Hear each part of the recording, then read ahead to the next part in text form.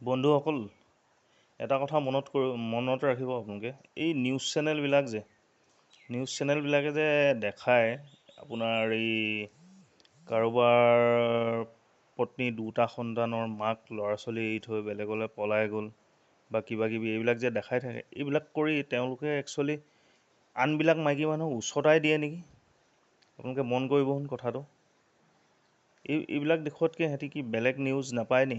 বেলেগ নিউজ কৰিবলৈ নাপায় নি? বেলেগ আৰু কিবা কথা নাই সিহঁতৰ? দুনিয়াত ঢেৰ নিউজ আছে, বহুত নিউজ আছে। জেগাই জেগাই দুৰ্নীতি হৈ আছে, কিমান কত কি হৈ আছে, কিমান দুৰ্নীতি হৈ আছে, আপোনাৰ কিমান অবৈধ বেপাৰ চলি আছে, অবৈধ হেৰি চলি আছে।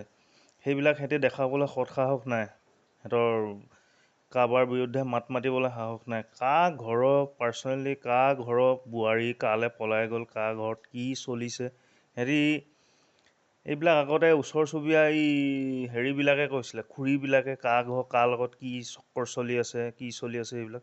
এতিয়া এই নিউজ চেনেলবিলাক তেনেকুৱাই হ'ল আৰু।